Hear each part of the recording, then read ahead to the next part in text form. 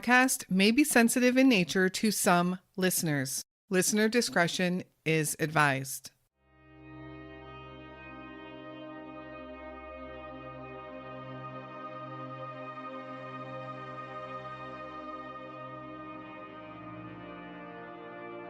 Patrick Carnes was a fiercely independent and kind grandfatherly figure in 2011.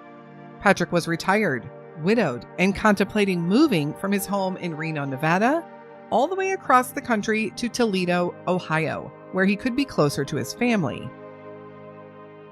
In April of 2011, he took a road trip to Toledo, specifically to check out some retirement facilities. As usual, his dog Lucky was with him everywhere he went. He planned out his road trip and he hoped to be back in Reno on April 14th.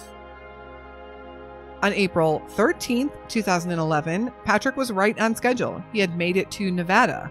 Around 9:00 p.m., Patrick would be pulled over on Interstate 80 near Wells, Nevada, for failing to move over for a stopped truck. He told the officer that he was heading to Elko, where he was going to get some sleep. In fact, he specifically told the officer he was following the truck ahead of him because the trucker was also going to Elko.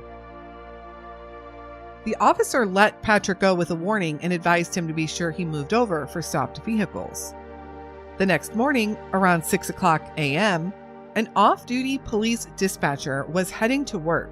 She noticed a car off the highway and, believing that there might have been some type of car accident, she called it into the sheriff's department. The car was Patrick's, but there was no sign of him or his dog Lucky anywhere. The scene was bizarre. It didn't appear to actually be a car accident when you went up and investigated, but the car was pulled quite a bit off the road into the desert. There were quite a few oddities, leaving authorities and family to wonder what happened to Patrick Carnes and his dog Lucky out there. And what went wrong? And most importantly, where are Patrick Carnes and his dog Lucky?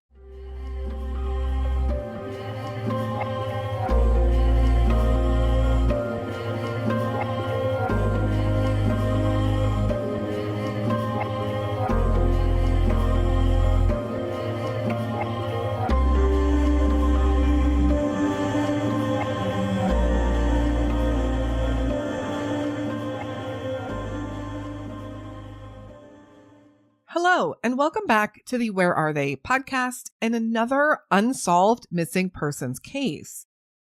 I came across Patrick's story myself a few years back after seeing a billboard while traveling. It has always baffled me. This story just doesn't seem to make a whole lot of sense in some parts. Of course, thank you so much for listening to Patrick's story today and for helping us spread awareness of these unsolved cases. As always, all of our social media links and contact information can be found in the show notes. Patrick Francis Carnes was born on January 30th, 1925 in Cleveland, Ohio. Patrick, who often went by Pat to family and friends, would grow up in the Cleveland area with 5 sisters and 1 brother. In 1942, Pat joined the U.S. Navy. He was honorably discharged for the first time in 1946, and then after being recalled the next year, he would be discharged honorably once again in 1949. This was also the year he would marry the love of his life, Margaret. Pat and Margaret would raise their children near Santa Monica, California. They had 3 sons and 1 daughter. In 1981, Pat retired and he and Margaret decided they needed a change of scenery. They wanted to do something different. And they left their home in Santa Monica and relocated to Reno, Nevada. Sadly, Margaret passed away in 2004, and after 55 years of marriage, Pat became a widow.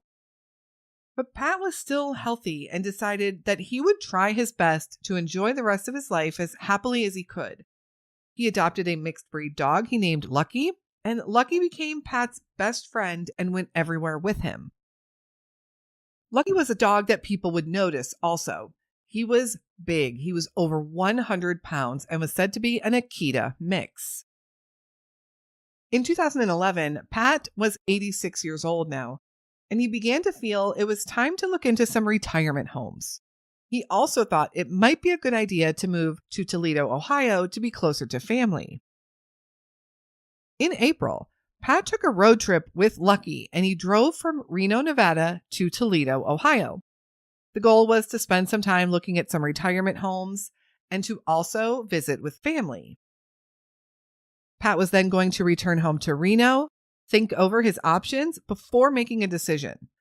He left Ohio after that trip, and with Lucky by his side, he began his journey back to Nevada.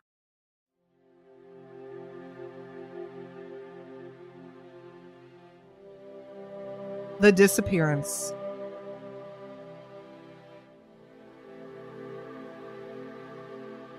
Pat was driving west on Interstate 80 the evening of April 13th, 2011.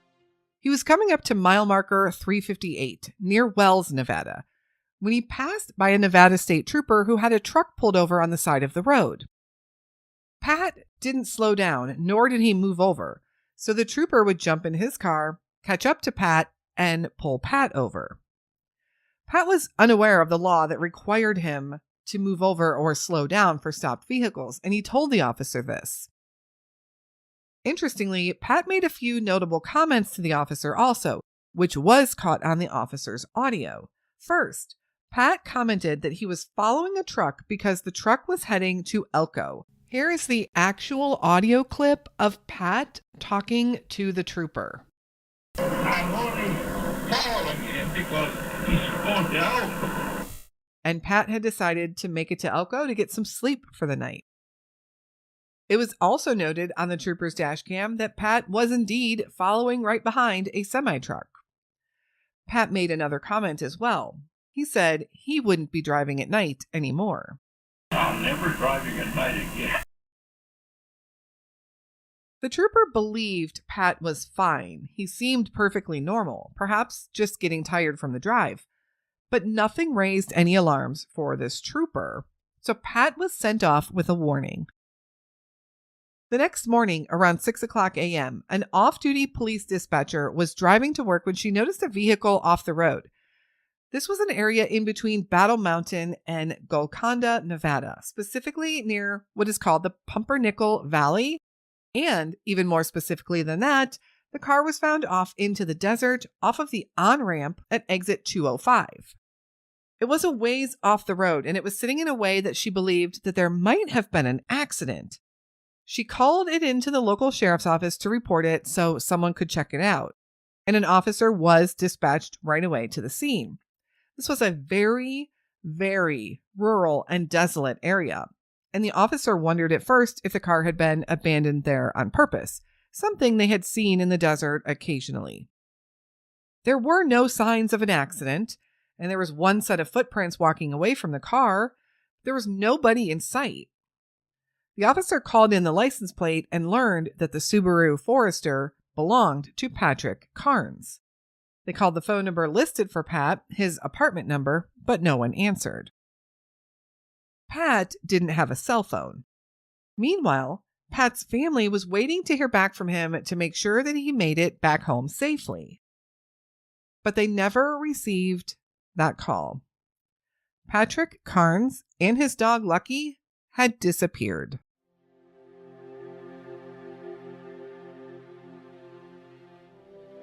The search.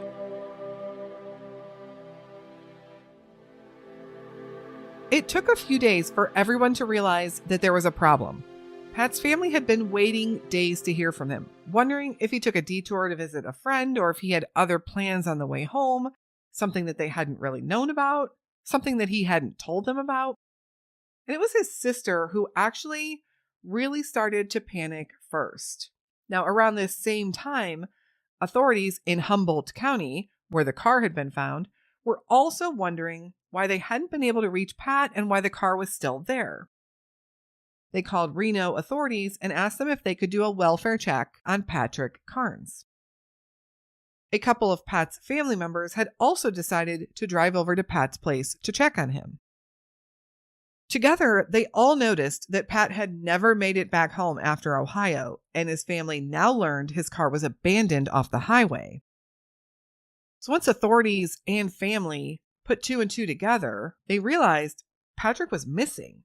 So a search immediately began near the site where the car was found. Authorities were taking this very seriously, knowing it had now been 4 days since they initially found the car there, and Pat, at 86 years old, could be out in the Nevada desert and in need of help.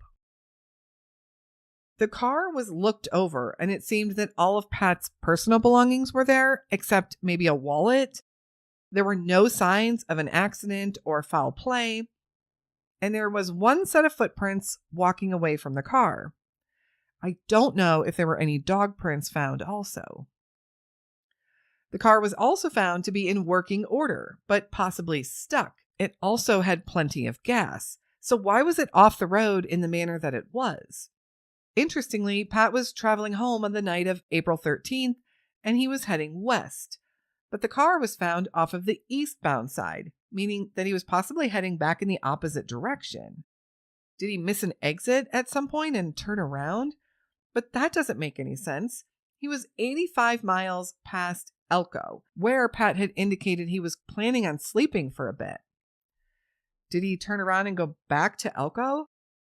But Pat was also only 4 hours from home. Why would he backtrack 85 miles just to get some sleep in Elko?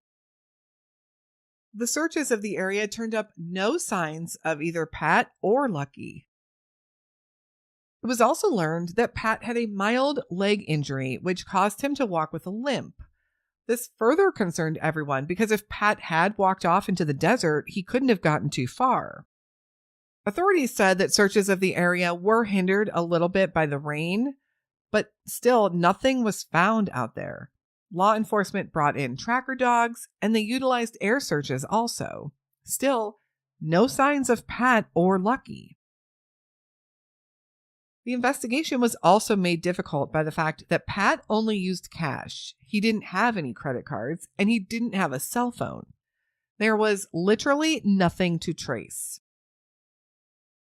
Taking a look at Pat's timeline that night, we know that he had been pulled over by a police officer around 9:00 p.m., just outside of Wells, Nevada. This is verified by dashcam footage. Pat indicated to the officer that he was following a truck to Elko, where he planned to get some sleep.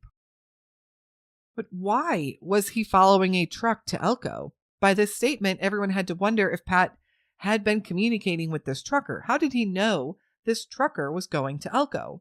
Perhaps they had stopped at the same gas station earlier and they had struck up a conversation. Authorities tried to enhance the footage of the dash cam, which did show this truck. But the quality was so poor, they were unable to make out any identifying factors.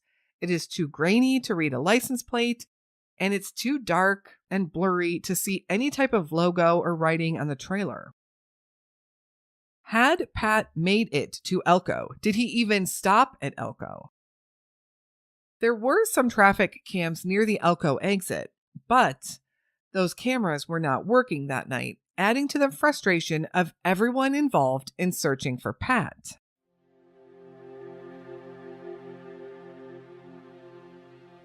Humboldt County, Nevada.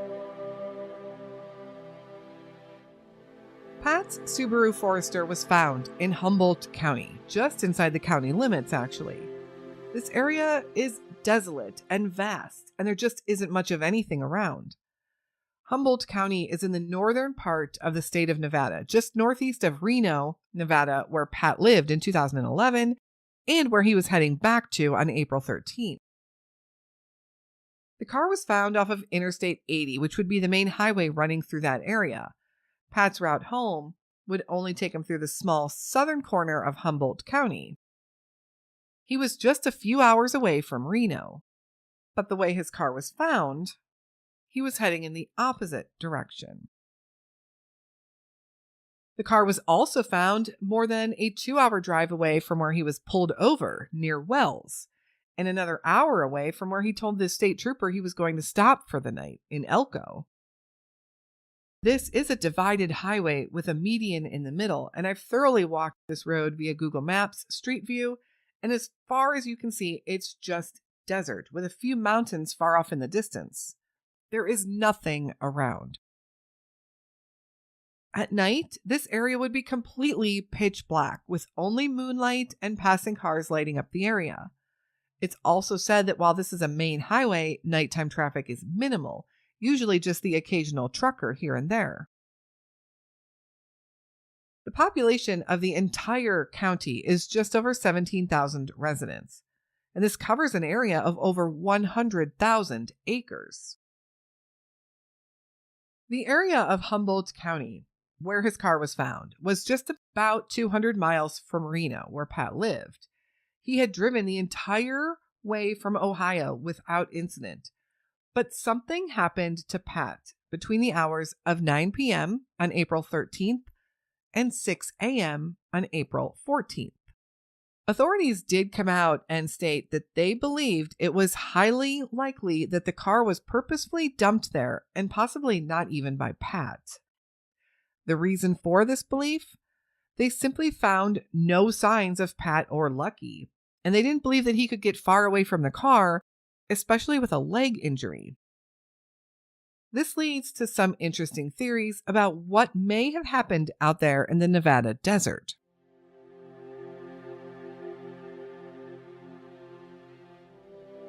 Theories and possibilities.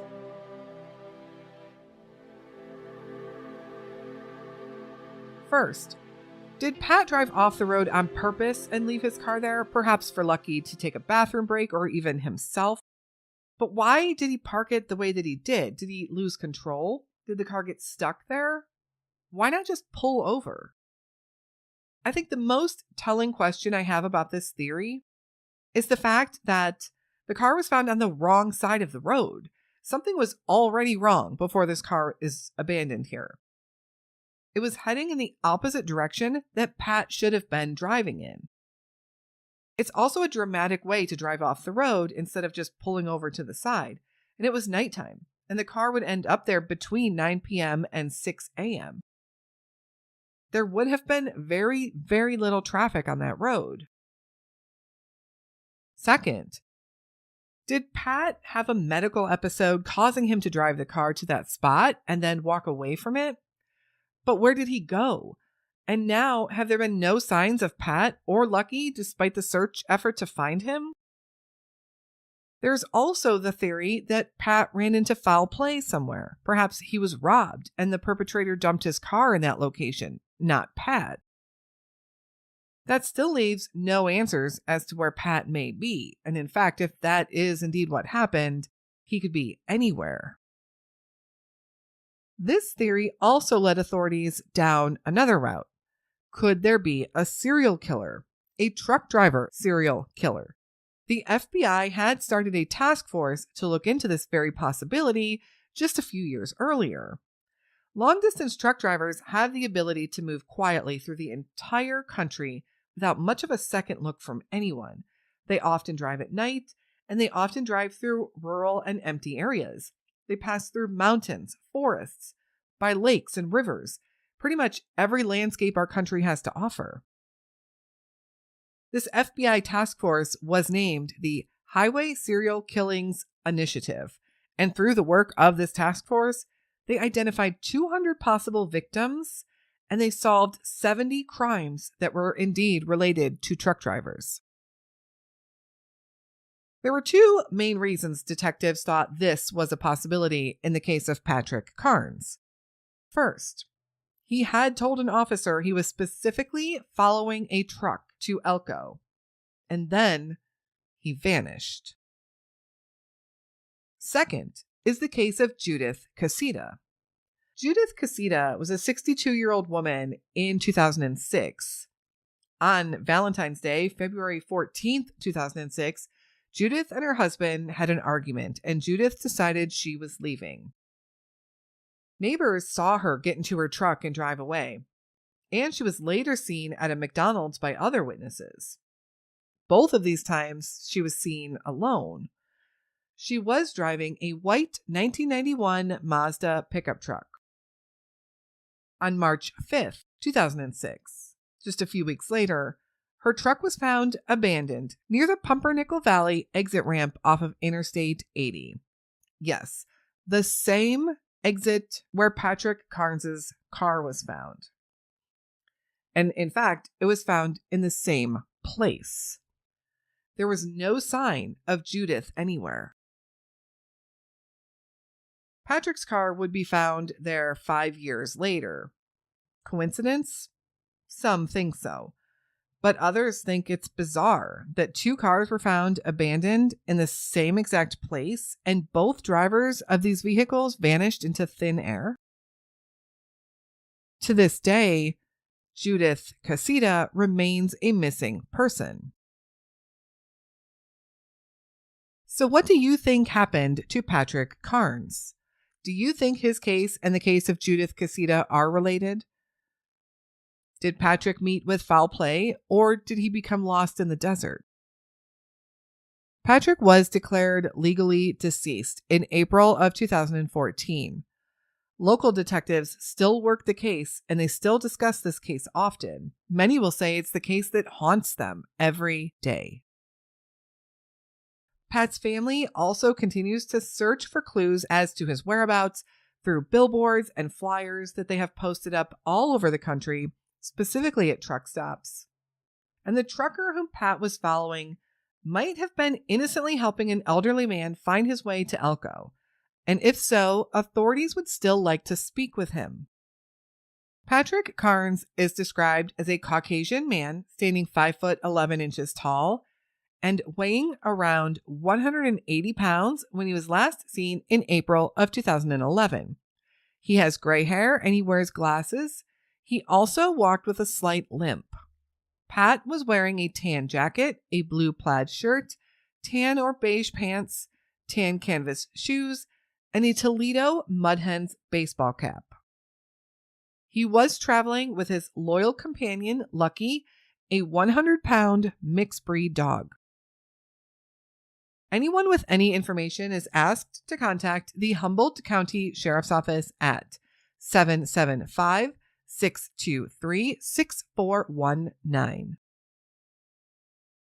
Thank you for listening to Patrick's story today. His family has been waiting since 2011 for answers on what happened to their father, their grandfather, their brother, and their friend. Patrick, a military veteran, deserves to be brought home. Please continue to share his story any way that you can. Someone out there might just have the missing piece of information to solve this case. Perhaps somebody else traveling along that same stretch of road back in 2011 saw something that could help solve this mystery. If you've made it this far, please consider giving us a 5-star rating on your podcast platform. This does help our stories reach more people. You can also find the Where Are They podcast on Instagram, X, Facebook, and YouTube. All of those links are in the show notes, or you can search for the Where Are They podcast. Let's get these names and these faces out there. Let's make sure they are not forgotten about. Keep sharing. If you are looking for more information, past episodes, or additional missing person stories, you can find all of that on our website at wherearetheypodcast.com.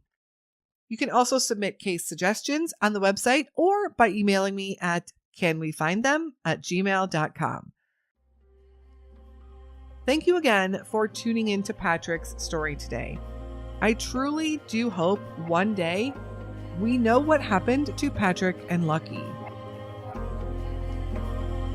We will be back again very soon with another unsolved missing persons case. And until then, stay safe and hug your loved ones.